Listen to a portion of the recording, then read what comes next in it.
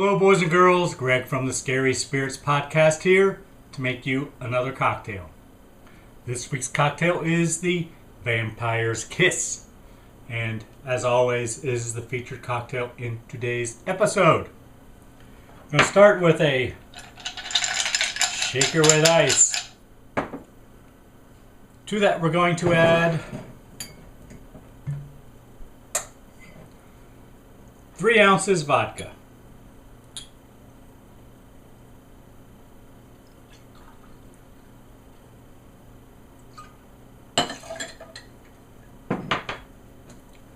Next, cranberry juice. Once again, 3 ounces. This makes 2 cocktails, boys and girls.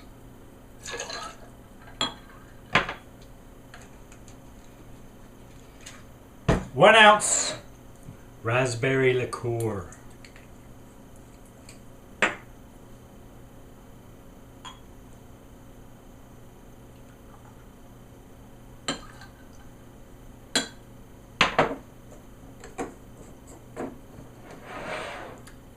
Then we shake.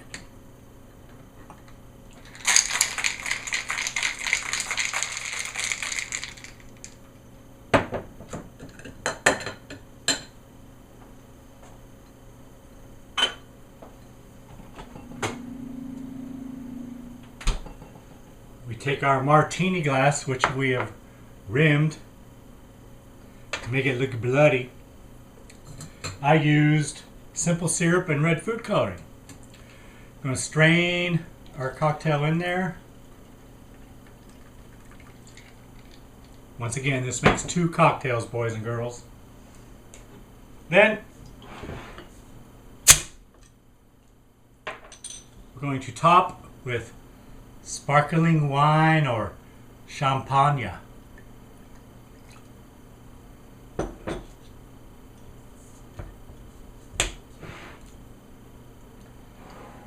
There you have it, boys and girls.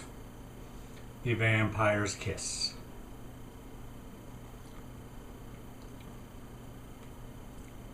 Pretty good. Thanks for watching. Hope you enjoyed the podcast. See ya. When you were younger, did you ever play the game, One of These Things is Not Like the Others? That's kind of the feeling I get on this week's episode of the Scary Spirits podcast, 1963's Kiss of the Vampire. Sure, it's a Hammer film, Greg picked it, and it's a vampire film. But what makes it not like the others? Well, it's lacking something, and I'll tell you what it's missing. Both Sir Christopher Lee and Peter Cushing. Yes, the buddy film vibe is just gone. I guess you can't fake that kind of connection and charisma between 2 people. Craig and I aren't exactly Peter and Christopher, but we do have fun. Cheers! Welcome to the Scary Spirits podcast. Please be advised that the presenters may use adult language and/or discuss adult situations. This podcast is not intended for younger listeners or those that may be easily offended. So, if you're ready, let's go.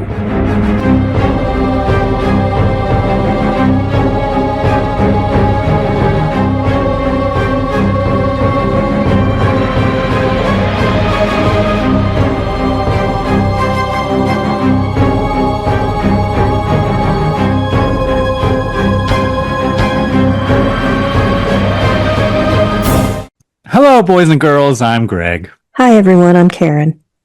And welcome to the Scary Spirits podcast, the podcast that combines the 2 very different but highly compatible worlds of scary films and alcoholic spirits. What could possibly go wrong?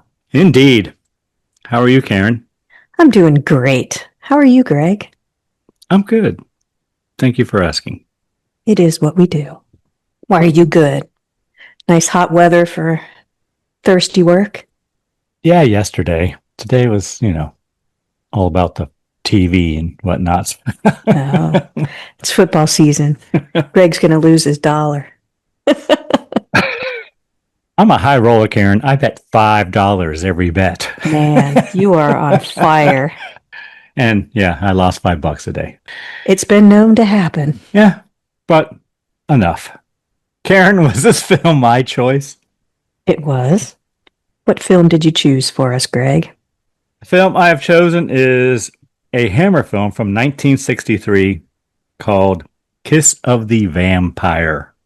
Is there a reason you chose it? Well, this film came out way back in 1963, Karen, on September the 11th, which was a little less than a week ago. So we are celebrating the 62nd anniversary of Kiss of the Vampire. And plus, it's a Hammer film, and it's checking one more off my list, Karen. Where is this in the timeline? Is this an early Hammer film? No. It was meant to be a follow-up to one of the Christopher Lee films. I think this was supposed to be the third of the Christopher Lee films, but whatever reason, 1963? I thought it was later than that. Huh. So Dracula came out in 58. Brides of Dracula came out in 60. And this came out in 63. This was supposed to be the third in the Dracula series, but didn't happen for whatever reason. Do you have a drink to go with it? I do, Karen. Excellent. What would it be? The drink I've chosen is called the Vampire's Kiss. That works. See what I did there? Yeah. You want to tell everyone how to make it? Boys and girls, this makes 2 cocktails. Cha-ching. We're going to need 3 ounces of vodka, 3 ounces of cranberry juice, 1 ounce raspberry liqueur, 2 to 4 ounces of champagne or sparkling wine to taste, fresh cherries, raspberries, or cranberries for garnish if you want to be fancy. I was not fancy. I was not either. I did rim my glass, though. Nice. Because the instructions say rim 2 martini glasses with red decorating gel or corn syrup mixed with food coloring if desired. I use simple syrup and food coloring, but I think corn syrup would have been thicker. It is, but it always drips down and gets all over your hands.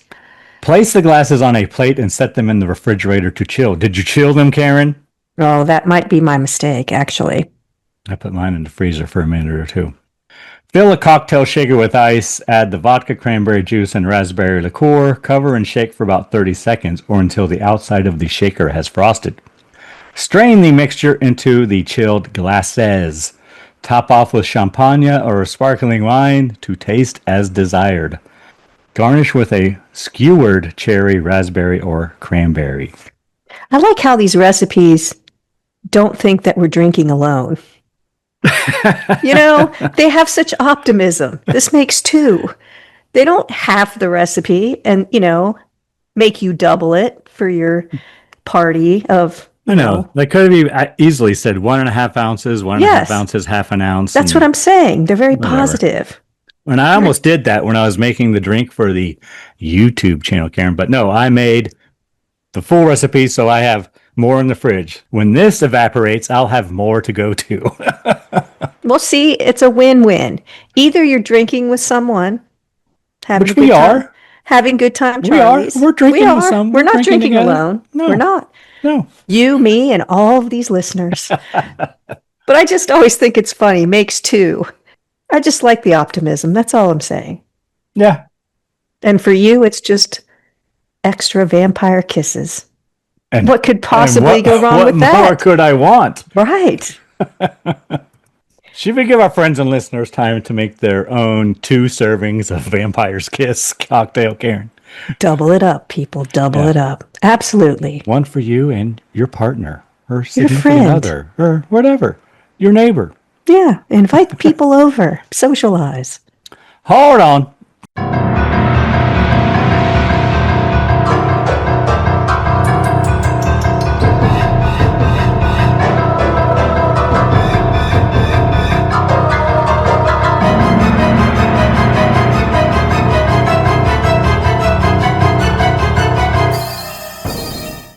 And we're back.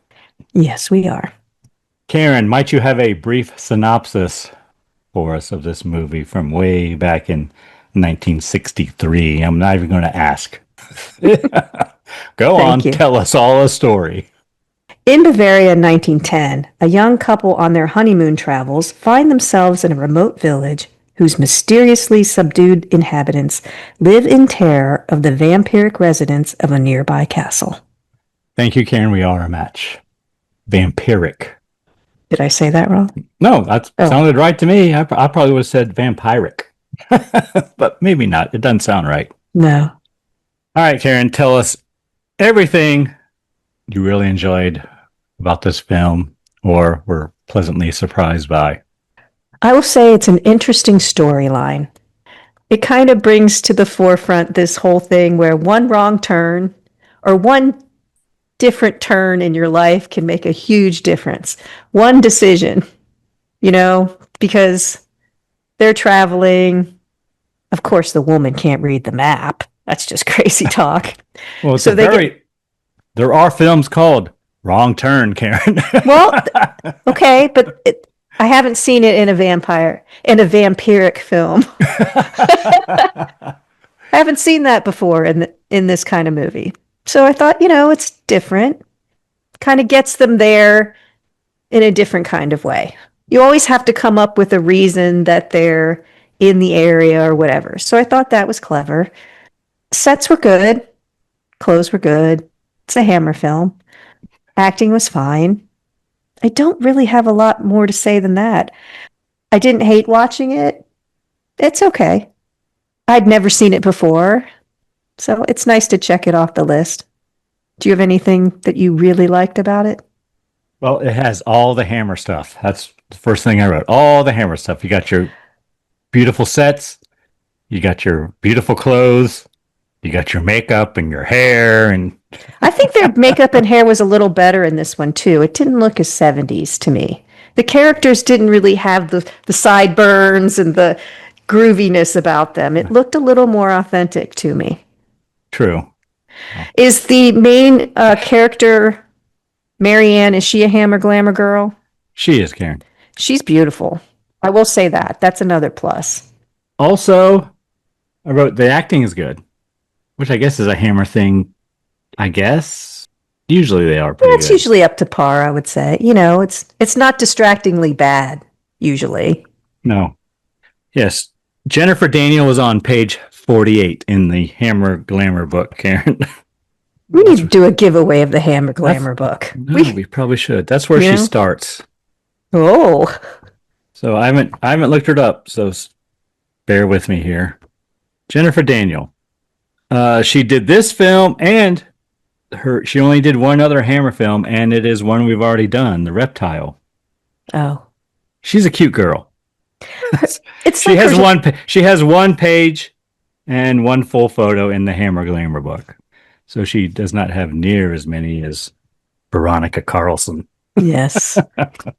But she's fine. I thought she was beautiful. Her skin was beautiful.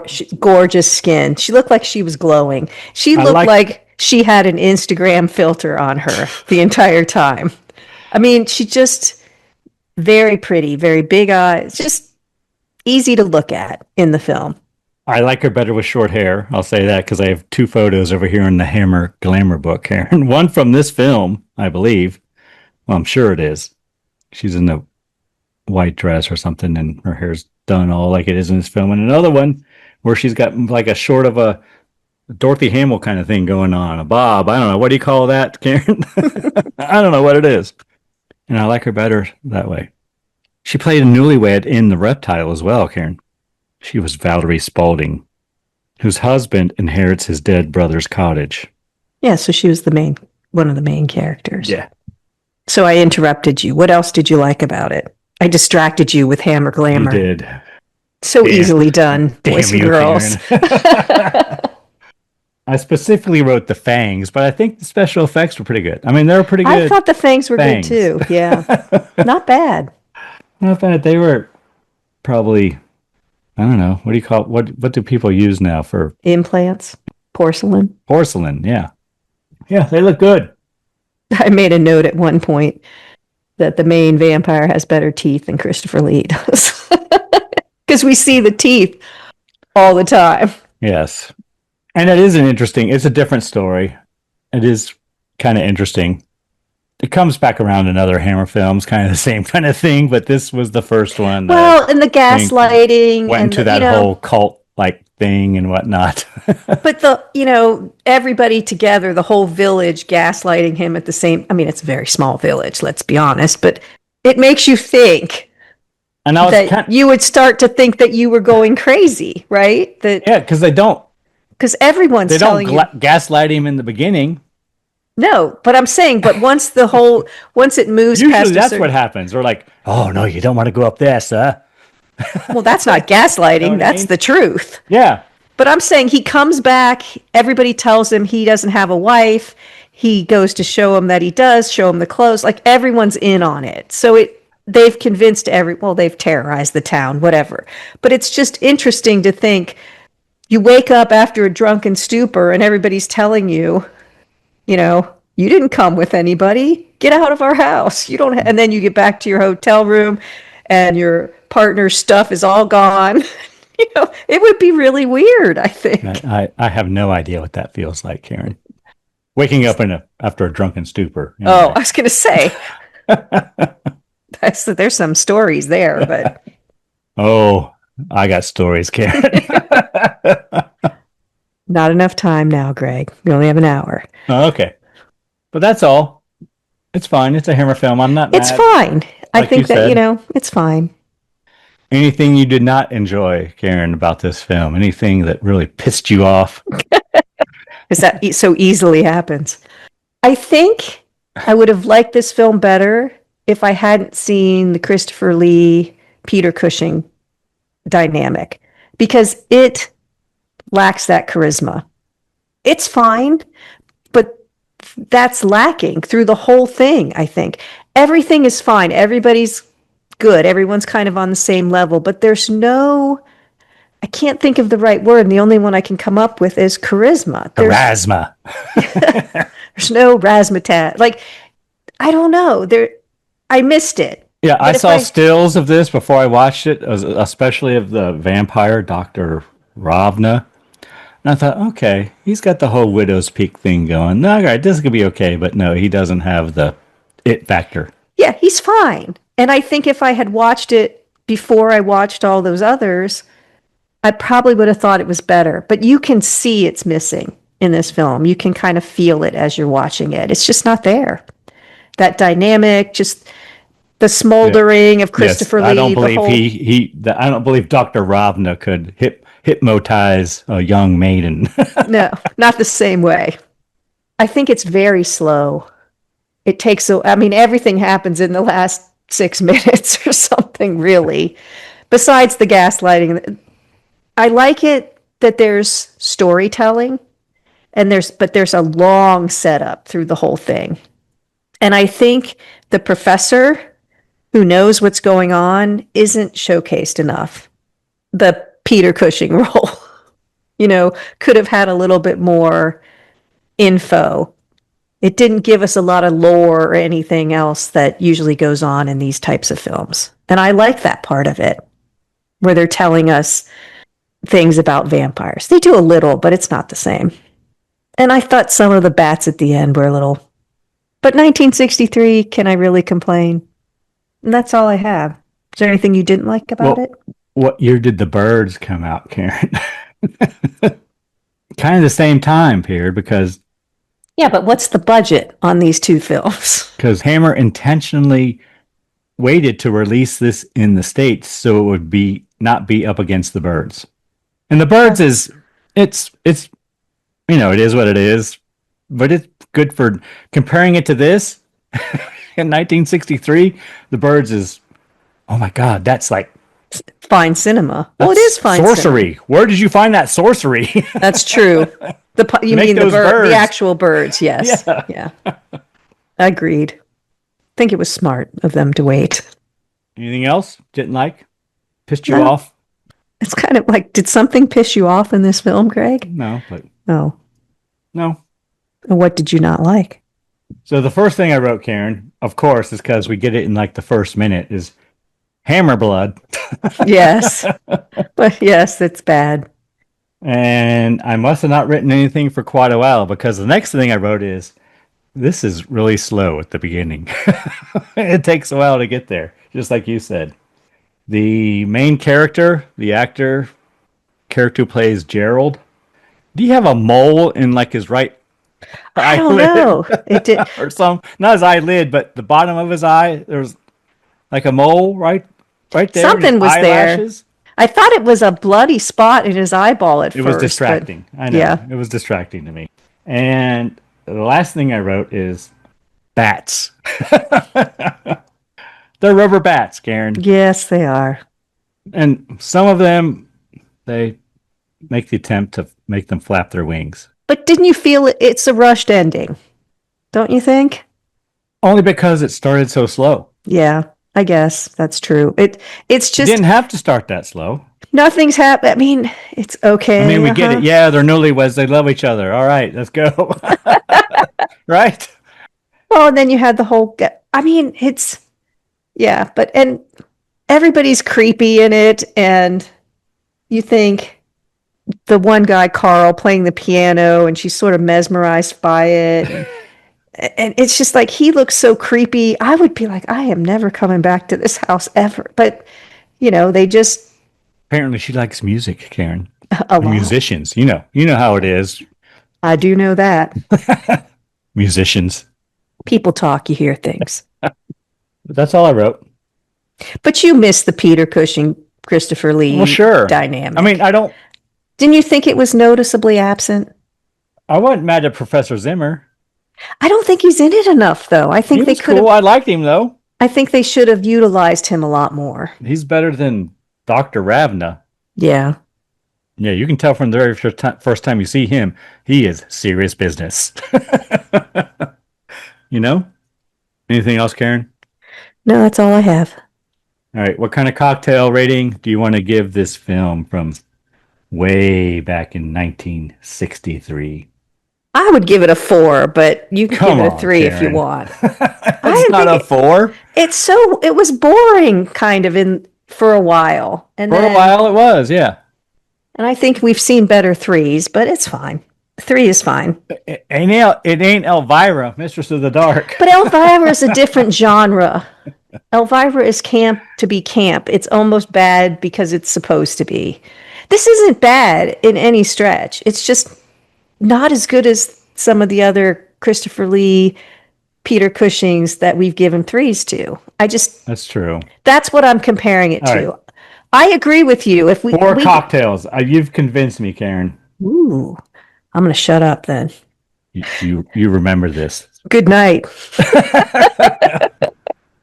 And my drink has evaporated. Oh, go get another. Karen, are you trying to get me drunk? It's been known to happen.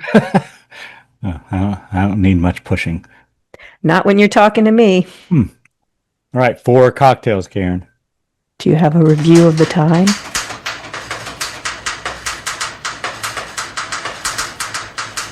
I do, Karen. Would you like to hear it? We all would love to hear it. It's very short. But first, I have to tell you this has a 6.2 out of 10 on IMDb approval rating. Wow, really? And 88% on Rotten Tomatoes. And 88% on Rotten Tomatoes? Wow, they're usually pretty brutal. What do you think Google users say, Karen? It's always higher. I'm going to say 90. So close. But you did not go over this time. I didn't. 89, Karen. I did go over, Greg. 90 is over than yes, you did. Sorry, Damn boys it. and girls. I'm over again. Not far over. You just weren't over. No, it's not a winner. I don't know. I just think, like I said, I think I would have liked it a lot more if I hadn't seen all the others. The review I have surprises me, though, that it's that high. Sorry. Go ahead. What's the review? Review I have is from the New York Times, dated October 10th, 1963, from Howard Thompson, our New York Times reviewer. Movie correspondent. Yes. And it's very short. The article is actually 4 times what I'm about to read you because it was a double feature. Oh, okay. Sensibility generally reigned on yesterday's new double bill at the Palace and other houses. Cornell Wilde rates credit as co-star, co-producer, and director of a surprisingly level-headed, limber, and even literate go at the Round Table legend in Sword of Lancelot, which I like. I might want to see that. I might have already seen it. I don't know. And in Kiss of the Vampire, Britain's Hammer production has, until the final reel, provided the most artistic and neatly original reprise of the Dracula theme we've seen in years. Universal sponsors both films. Then he goes on and on and on and on to talk about Sword of Lancelot. And then his final paragraph says, in the new Vampire, two nice young honeymooners are marooned in a deserted country hotel and wined and dined to their eternal regret by some charming, cultured recluses up on the hill. And believe us, that castle should have been the tip-off. Until the picture floridly hops the track towards the end, this horror exercise is a quietly stylish, ice-cold treat, beautifully tinted, well-directed, and persuasively acted.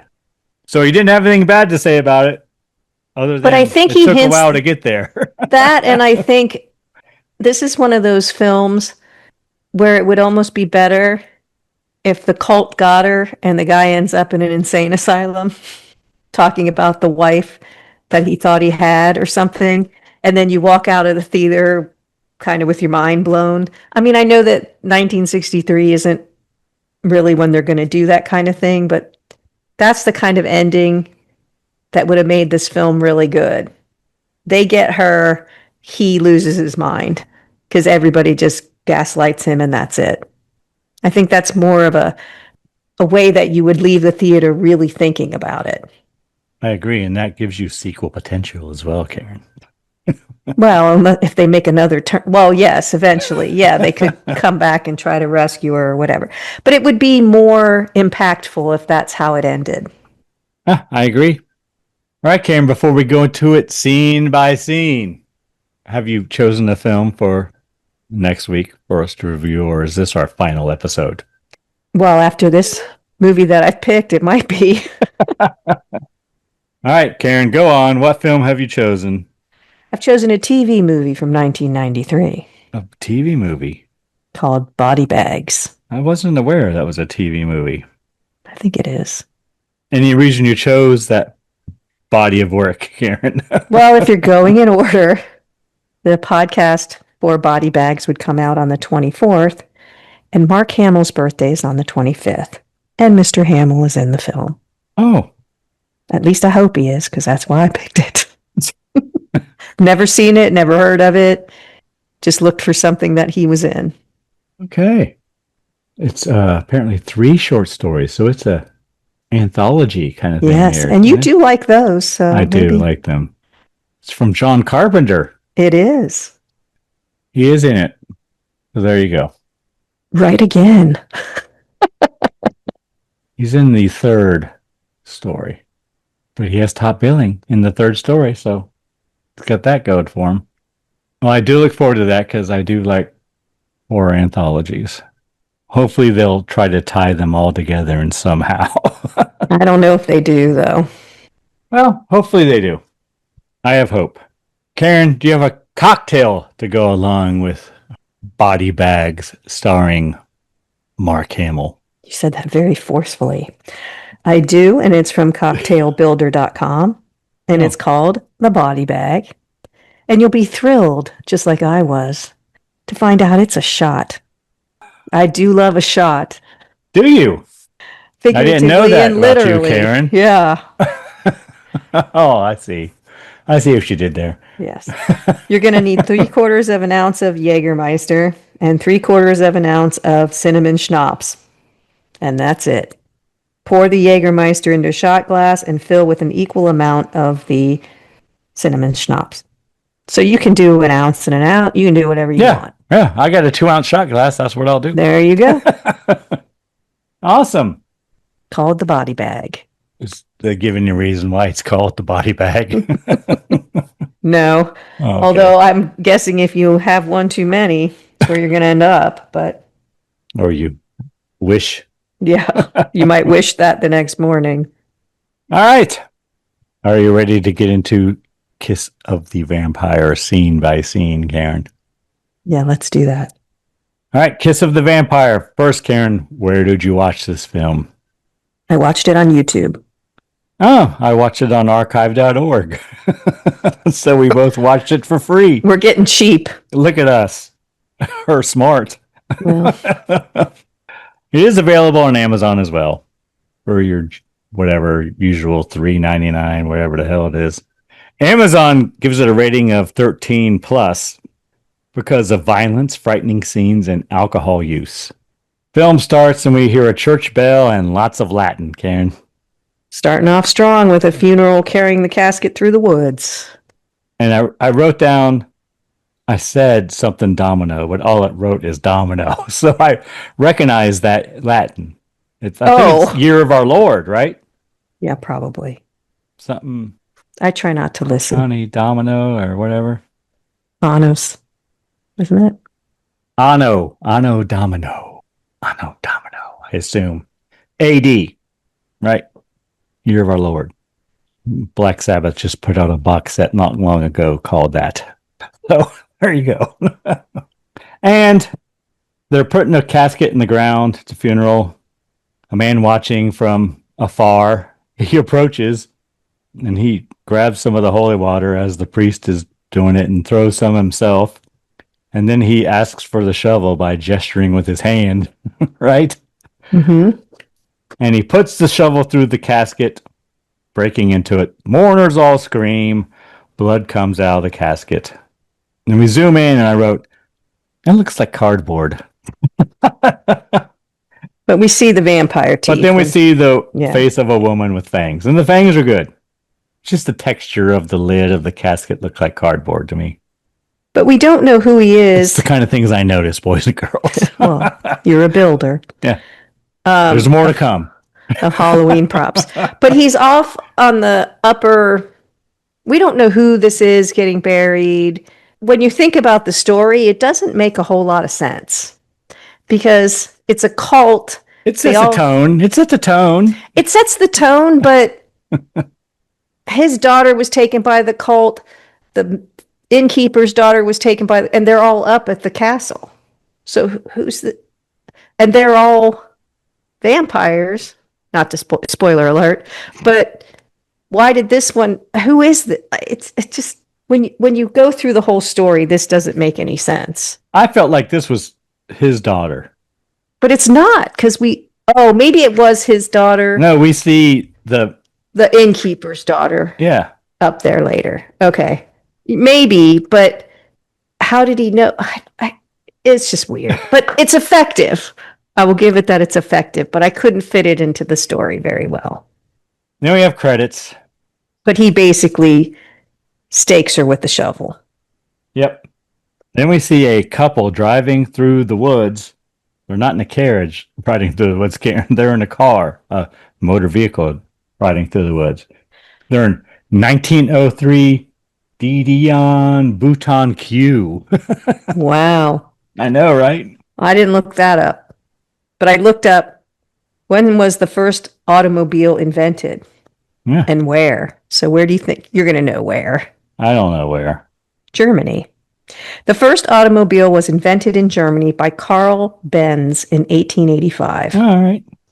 Benz applied for a patent for his Benz motor wagon, or wagon, probably motor wagon. I don't know.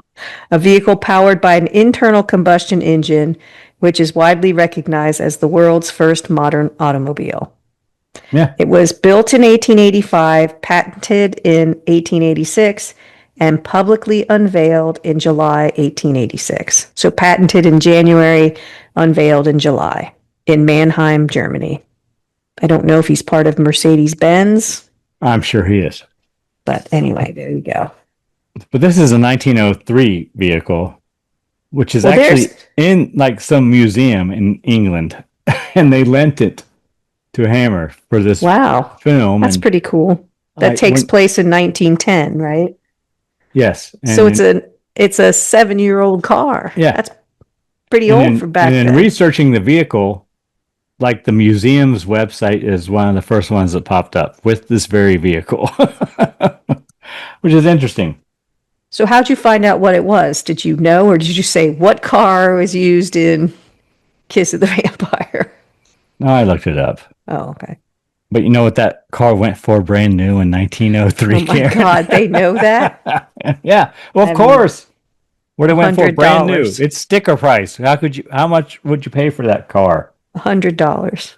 200 pounds sterling, Karen. 200 pounds. Well, depending on the exchange Which is rate, equivalent currently to $271.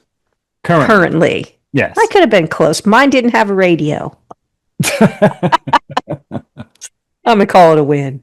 Any idea what that vehicle goes for now, Karen? Is there a price on it? Several have sold at auction. I have no idea. $200,000. No. Recently, the average has been about $73,000. Really? The highest ever was $114,000 American dollars. So, there you go. And I probably butchered the name, so sorry, car maniacs. But they run out of gas because apparently this 1903 Petrol. Dion Bouton Q doesn't have a very large gas tank. Or it has terrible gas mileage. But you would think it doesn't come with gas cans you can strap to the side of it and whatnot, like Henry Ford did. They run out of gas, or petrol, as you said, Karen. Is this your first time listening to the Scary Spirits podcast? Or maybe you're a regular listener, but missed a few along the way. No worries. Not only can you find every episode on our website, scaryspirits.com, but you'll also get to enjoy awesome show notes too. I just want to say we really appreciate your support. Now let's get back to the show.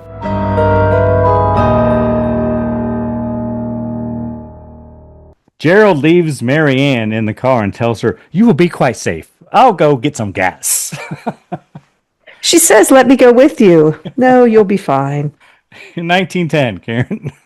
I'm just going to go get some gas. Yeah, where do you think? Well, he did. He was going to go try to figure it out. But again, he just walks off. The closest place is the chateau, they call it, the castle. But he just walks off in another direction. And he's very confident and happy. Yeah, he's not perturbed at all. No. I guess it happens all the time. Then I wrote, it's very windy all of a sudden, and there's a castle in the distance. A man watches Marianne through a telescope, standing by the Nothing good ever comes of that. Yeah. Marianne leaves the car and narrowly escapes being hit by a falling branch. The man from who we saw from the cemetery earlier stops her and tells her to go back to the car.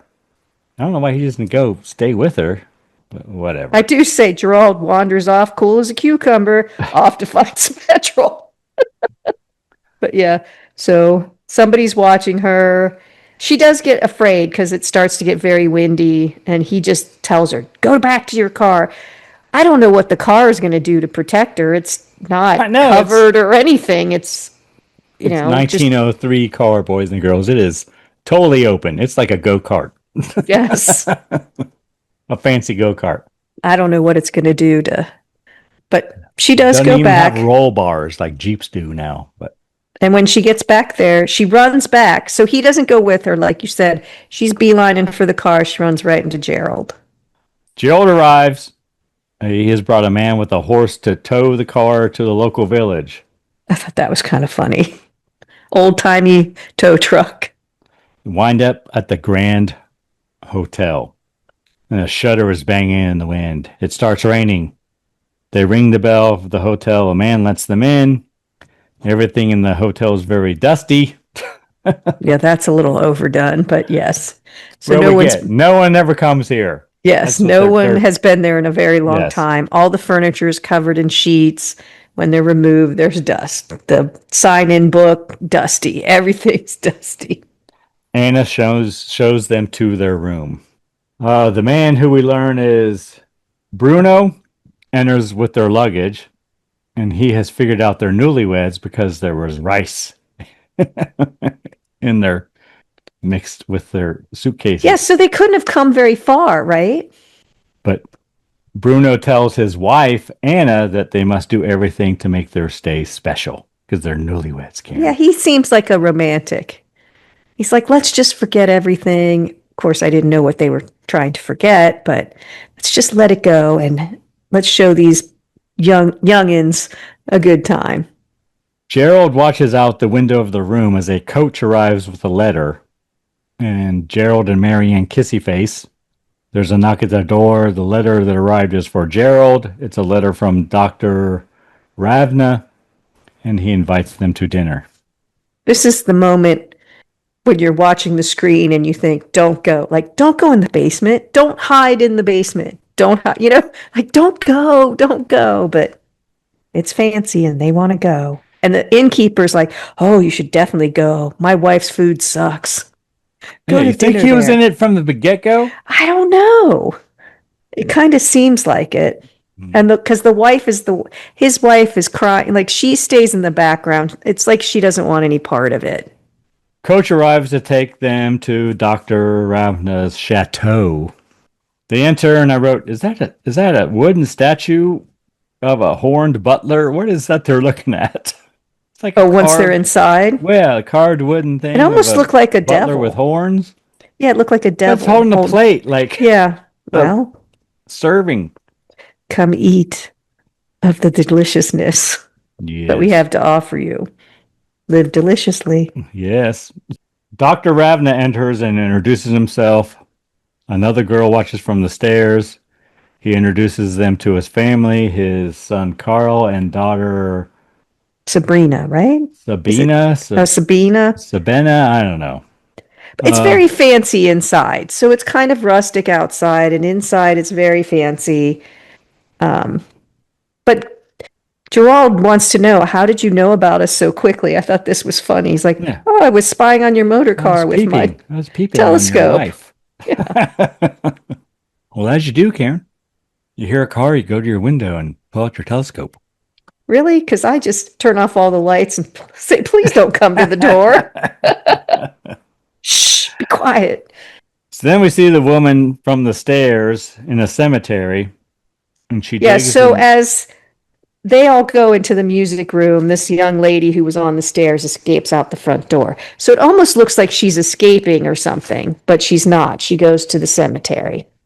And she digs into the newly filled grave. And I write, was that the grave we saw earlier? And yeah, it is. And she's asking out loud why she has not come to see them. And then she digs in the ground and she pulls a shovel from the grave, Karen. So yes, it was the grave we just saw. And then I wrote, the man who put it there stops her. And then she has fangs and she bites the man on the wrist. So that's Professor Zimmer. We don't know it's him yet, but that's who it is.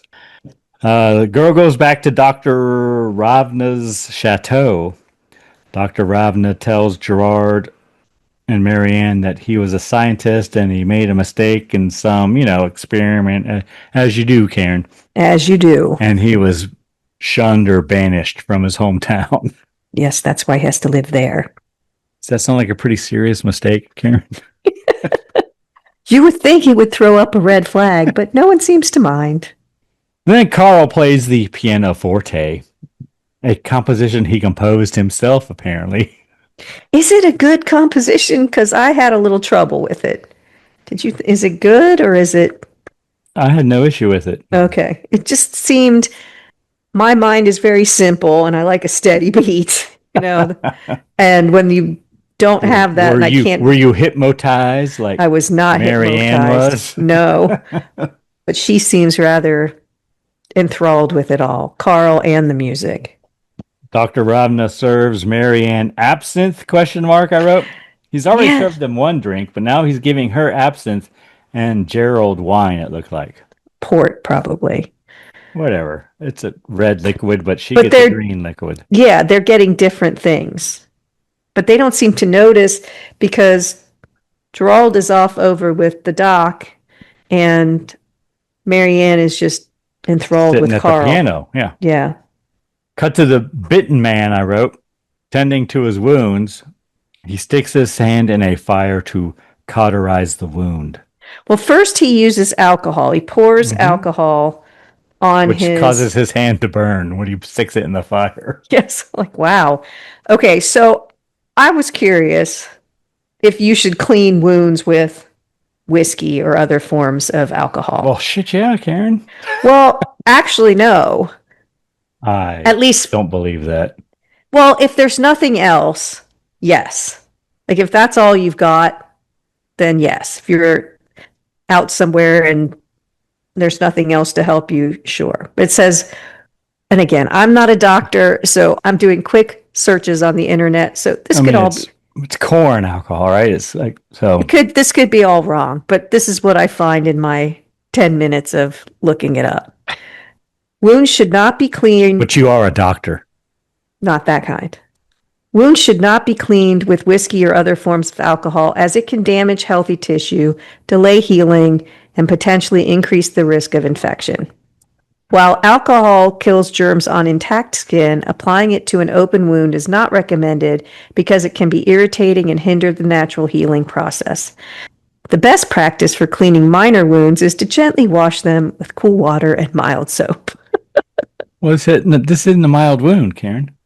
No, it does say alcohol can be an effective disinfectant, but it can also damage healthy tissue and slow down the healing process. Well, he needs moonshine. He doesn't need corn It alcohol. is especially harmful to use alcohol on deep or open wounds. But, if that's all you've got, it's better than nothing. Why do they put alcohol on your arm before they give you an injection, intact, Karen? That's intact skin. It will kill That's what it just said, Craig, if you listen to me. But are you supposed to then wipe it off again? Because now it's not intact? Or is that bad? From the tiny little... Yes. No, I think it stays there long enough. I think the germs are still killed in that moment. But intact skin, it's like hand sanitizer. Your hands are generally, intact. So when you use it, it kills the germs on them. But if you have small cuts, you'll feel the alcohol in it. Oh, yeah. But so yes, in a pinch, it's better than nothing, but it doesn't appear to be the best option if you have other options. I'm not trying to make it a big deal. I get it, yeah. I was surprised that it said no, because I was waiting for it to say yes. I'm shocked. That's why I'm arguing with you. The man faints. Well, yeah, he burned his hand. He cauterized his wound. And then Karen. The next scene, he's fine. It's just like pouring 151 on your hand and lighting it on fire. Who hasn't done that, boys and girls? I haven't done that. Oh, okay. Well, then if that's true, then it doesn't cauterize the wound. It just burns off the alcohol, like it does. True. Cherry's Jubilee or something. That's true. It would have been better if he hadn't poured alcohol. If he just put his hand in there or took a, branded it or whatever. Yeah, nobody I know's done that either. Nope. Never. So then we have more absinthe for Marianne, I believe. She's going to have nightmares. Marianne and Carl lock eyes for a moment as he's playing the pianoforte. Well, and the other thing I noticed too is aesthetically, she seems to have green eyes, which matches the green drink she's getting and also matches Carl's green velvet coat. It was really I noticed that as well. A beautiful shot. He have blue eyes? He might have. I didn't notice his eyes in that moment. I got a lot of green throughout that whole thing. I thought it was really a well-composed and beautiful he might have shot. green eyes. Or maybe they made it look green for a moment there. I don't know. He looks at his father and he nods. Marianne getting woozy. Gerald and Marianne. And Gerald notices that right away. He notices that she's a little off and runs over to her and says, we better go. They get in their carriage and leave. Sabina or whatever, the daughter, asks her father why he let them leave. He says they can't leave without the gasoline, so they can't leave until he allows it, because he's the one who's going to get them the gas. Right. They can't leave until I say so. Back at the hotel, man with the bite and the butler having a drink in the bar. Gerald and Marianne arrive. They don't interact, but the man from the bar wants brandy. Yes. He's insistent.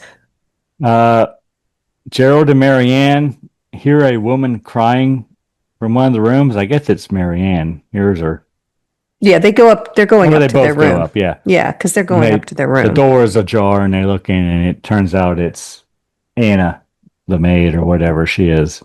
I think it's the wife of the Yeah, innkeeper. Yeah, she's yeah. crying. I guess he is the innkeeper, right? Next morning, Gerald. Well, she's crying. She's looking at pictures. She has mementos or something. Next morning, Gerald's working out, Karen. Yes, doing his calisthenics. Marianne comes up and they kissy face. Innkeeper invites them to have breakfast with he and his wife.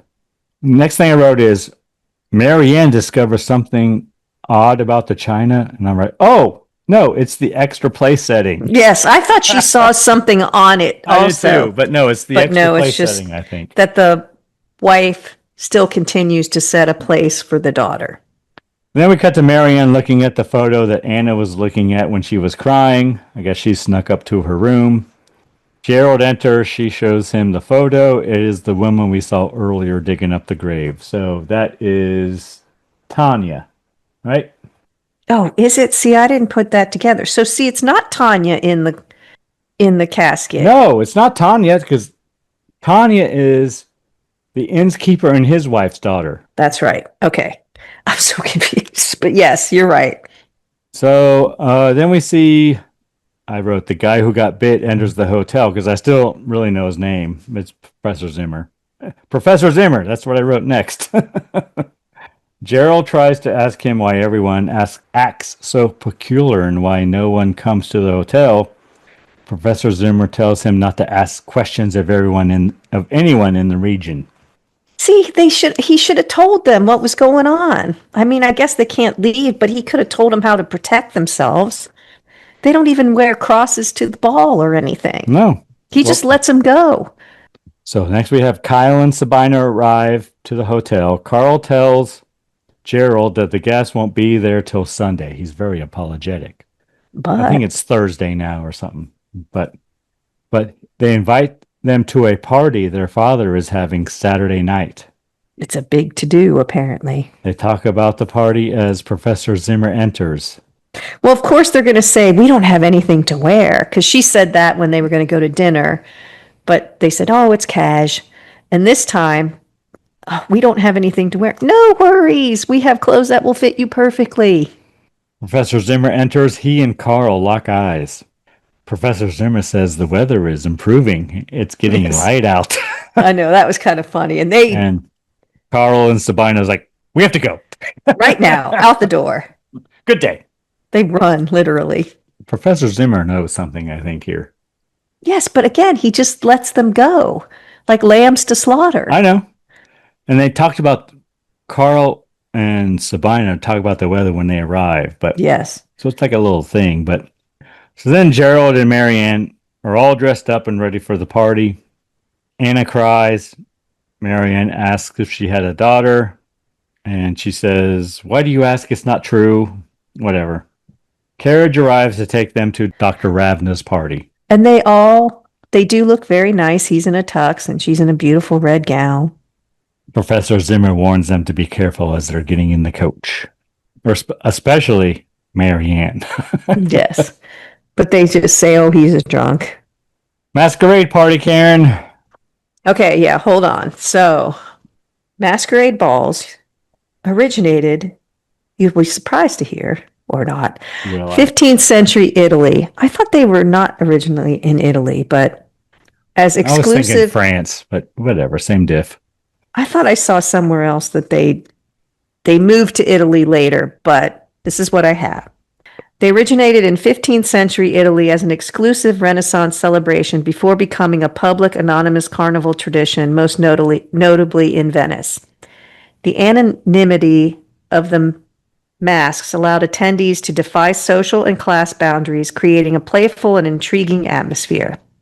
The concept spread across Europe, evolving into lavish affairs with elaborate costumes and masks that became a lasting symbol of mystery and revelry. They were used for entertainment to facilitate social mingling across class divides and even to navigate political landscapes by providing a space for hidden identities to converse. They also spiraled into decadence, and The hell you say, Karen? so Well, go on. well, that's all. Go on. Nothing more about the decadence? No, you can use your own imagination. Hmm. But there's a lot of anonymity in it, and it was used to cross social and economic boundaries. If you could get a fancy dress and put on a mask, no one knew who you were or where you came from. That was part of the gig. But all the men at this party have very fancy masks, and all the women just have black Zorro masks, kind of. Masquerade party. Carl gives Gerald a mask and Marianne an eye mask. Like what you said. But Carl's is the devil. Carl's is with a very white mustache. No, Carl's isn't the devil. Sorry. Gerard's is red. Oh, yes. The one he gives Gerard is red. Yeah. And it has horns. But Carl's wearing a white one.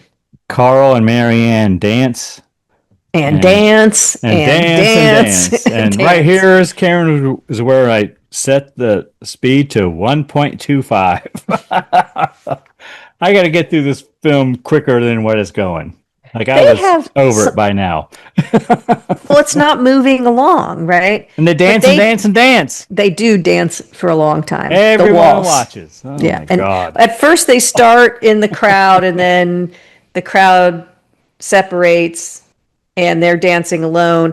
And Sabina has taken Gerard off to get him drunk. So he's not seeing it all. Marianne, I guess, asks about Gerald, and Carl says he will go find him. And then he goes goes behind one of those dressing screens, and someone gives him a mask identical to Gerald's. And they're wearing the same clothes because it's his clothes as well. He's wearing Gerald's wearing Carl's clothes and whatnot. But his hair is a different color and it's sticking out the back. But whatever. She might be a little tipsy. Carl enters and asks Marianne to follow him. He doesn't really get really close to her. Honestly. Right. And he just gestures. He doesn't say anything. He gestures, yeah. Yeah. She follows thinking it is Gerald. By the time she realizes it's not Gerald, it's too late. Which she does at the top of the stairs, but you're right, it's too late. And then she sees Dr. Ravna lying in a coffin, or is he just lying? Yeah, it was such I couldn't tell. Quick shot, but Carl leaves her alone in the room. Blood coming out of his mouth too, but yeah. Dr. Ravna beckons her towards him. He has fangs. And she's hypnotized. There's a lot of eyeball acting in this. She lies on a bed, I guess. He kisses her on the forehead and then bites her. Presumably, we don't see it. We just see fangs coming towards the camera. Then we see Sabina gets a special glass of champagne for Gerald. And he drinks it all immediately, but he is looking for Marianne. And he's drugged, obviously. Yeah. Sabina takes him upstairs to a room. He passes out before he gets in there, but the butler drags him inside. And he says something like, well, he tells her, I'm a happily married man, in case she was trying to seduce him or something. Yes. So then we cut to the party. Musicians are leaving, and they're it's like it's down done all now. The decorations. I think it's immediately after he's upstairs, the party stops. Party's over. Dr. Ravna puts a white robe on Marianne. We see her bare back, Karen. And all the people from the party enter a room wearing white robes. Marianne enters, and Dr. Ravna introduces her as a new disciple. And she looks a little dazed. Gerald wakes up and makes his way downstairs. The party is over. ? He's surprised. He runs into Carl. He asks for Marianne. Carl says he does not know what he's talking about, that he came there alone, and Carl has Hans show him out. Well, he says, you show up here, get drunk, you have to sleep it off, and now you want someone called Marianne? And then he's like, take him away. Kicks him out, basically. Hans tells Gerald he came alone as well, and then Hans throws him out. So then we see Hans walking the dirt road or whatever. He tries to stop a coach, but it almost runs him over. He collapses. Professor Zimmer's there and carries him away. So I don't even know who's in the coach. Who's in the coach? I don't know. I don't know either. I couldn't tell if he got hit by it or just fell or whatever.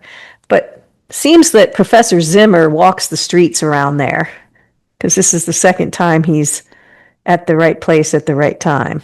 Then we see Gerald in his room at the hotel. He calls for Marianne, and then he questions Bruno, the innkeeper, about his wife. Bruno says he had no wife. Goes to look in the Armoire, and the clothes are gone. Gerald asks Bruno what he has done with her things. Bruno leaves. I guess the coach could have been whoever was going to go and take all Marianne's things out of the hotel. I don't know. Then we see Gerald talking to the police. The Burgermeister. Police don't believe his story. No. They're like, this is the most respected man. Yes, he's an important figure in the community. We're not going to... Now that hasn't changed. We're not going to investigate him. He's an important figure in the community. And you can't prove you had a wife with you. So... Gerald goes to see Professor Zimmer. Professor Zimmer backs up his story that Marianne is being kept in the chateau. Professor Zimmer asks Gerald if he believes in God and the devil. And he asks if he knows what vampires are. Not the bats, but the humans. Professor Zimmer tells him about his daughter. She became a vampire. He tells Gerald that Ravna was the man who corrupted her. And Professor Zimmer tells him that Marianne is safe until nighttime. It's daylight out. Yeah, so they should go there while it's daylight. Right? I mean, it was That's weird. exactly what I thought. I mean, they're doing the ceremony the next night. You got a whole day to go find her. But whatever, you do you. Gerald arrives at the chateau. Of course, it's night now. He makes his way to Tanya's room. He asks for her help. He begs her, and she agrees. She's very agreeable. I like that Tanya. Well, for a moment. She takes him to see Dr. Ravna. Dr. Ravna admits that Marianne is there. Carl and Hans run in and grab Gerald. Dr. Ravna sends Sabina, to go get her. Dr. Ravna explains that she has tasted more sophisticated and exotic fruits of life now. Karen. Yes. She doesn't want you anymore, country boy. Marianne enters. She says she only wants to see Dr. Ravna. She refuses to look at Gerald. She says she loves only Dr. Ravna. She walks over and spits in Gerald's face. Yes. Show me now that you don't want him anymore. And she walks over and spits in his face. It was pretty good. Dr. Ravna tells Tanya he wants her to initiate Gerald into the society. Do you know what I mean, Tanya? She does. Apparently she does. She rips open Gerald's shirt. She scratches his chest with her fingernails and goes to bite him. But Gerald frees one of his hands from behind his back and forms a cross on his chest with his own blood. It's not a very good cross either. It's effective, though. So they all shun it, and Professor Zimmer arrives, and they run out of the chateau. Gerald carries Marianne. Hans follows them. Gerald pushes a large stone obelisk on top of him. And right here, it looks a lot like blocks of foam glued together. But whatever. Professor Zimmer puts a cross on the door. Back at the hotel, Professor Zimmer gives a note to Bruno. To go get a priest, yeah. Apparently Tanya is Bruno's daughter. Bruno agrees to take the note to the priest. Back at the chateau, the cult members are getting restless. Well, and is this where Gerald and the professor leave Marianne alone in the room? Like, why do they always do that? But Dr. Ravna tells them that Marianne was their protection and she must come back to protect them again. yes, because they wouldn't burn the place to the ground if she was there. Professor Zimmer showing Gerald what he has planned, question mark. I don't know, he's drawing a circle and I don't know what he's doing here. He's going to do some incantations. Dr. I don't know Ravna, why he didn't do it before, but he's doing it now. Oh, because it has to be a full moon and some 7 days, something. He goes, and it just happens to be happening that night, whatever it is, It's for the ink. Seal of Solomon or some shit, isn't it? But it had to be this moment in time. And he's drawn a protection circle. Seal of Solomon. Yeah. Is a lot like the Star of David. But he closes the circle to protect himself and It is starts the Star of David, but go on. to do his incantations. Soon we see Dr. Ravna trying to summon Marianne, ? Professor Zimmer preparing a potion, ? He enters the circle and then completes it.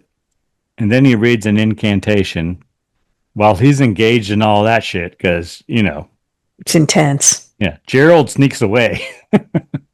He's going to go check on Marianne. He goes to Marianne's room, but she is gone. Surprise, surprise. Priest arrives. Dr. Ravna tells the cult that the girl is coming. And we see Marianne walking through the woods, followed by Gerald and the priest. Professor Zimmer completes his incantation, and then the wind begins to blow, Karen. It certainly does. Cult members are scared. I think he says it worked. Gerald and the priest follow Marianne. Gerald catches her. The wind dies down, and then bats begin surrounding the chateau. Bats enter the chateau and attack the cult members. I wrote, priest performs an exorcism on Marianne, but it's not really that. I said he's just putting blessing a cross her on her forehead and whatever priests do. Bats bite the cult members. Carl, Sabine, and Tanya, Dr. Ravna, they all collapse. I guess they gone, Karen. Yep. Marianne awakes from her trance and recognizes Gerald. Bats flutter around the chateau and leave, Karen. Credits, the end. The mission is complete. It does ramp up quickly in the last 6 minutes. The last 15 minutes, I would say. Yeah, I guess things start to happen, but it really starts in the last less than 10 for sure. All right, Karen, what did you think of the Vampire's Kiss cocktail? It's good. I think I would like it more without the champagne. Did you make just one? I did make just one. Okay. It's good though. I made two and they have both evaporated. I like it, the mixer, I like the cranberry and vodka together. And the Chambord's a nice little touch. The raspberry liqueur. Yeah. I think that's the important part, I think. Yeah, I think it really adds something to it. I agree. Anything we learned today, Karen? We learned about masquerades, when cars were invented, and how to clean your wounds. And you brought up Black Sabbath, and you knew which... And you had I mentioned Black Sabbath, did I? Yeah, when you were talking about Domino. Oh, yeah, I did, didn't I? And the car that they were driving. Anno Domino. Oh, sorry. And the 1903 Dion Bouton Q. They actually made some of those in the States. They built a factory in the States, but of course they didn't have a, production line like Henry Ford invented. So everyone was built by hand. Took a long time. All right. Anyone you need to thank this week, Karen? We're going to thank our listeners. There's so many podcasts out there. Thanks for spending time with us. What about you, Greg? Who do you need to thank? Karen, I'm going to thank our listeners in the Empire State. Really? Yes. New York stepped up? Yes. And, of course, the band Verse 13 for providing all the music in the Scary Spirits podcast. The music definitely makes the podcast better. Anything else, Karen? Please enjoy your drinks responsibly. Yes. Thanks so much for listening. Want to keep in touch? Check out our website, scaryspirits.com. Follow us on Facebook and Instagram at Scary Spirits Podcast. Find us on YouTube at Scary Spirits Podcast. If you have questions or comments, you can email us at info@scaryspirits.com. To help us grow the podcast, you can leave us a review on Apple Podcasts. We really do appreciate your support. And as always, please drink responsibly.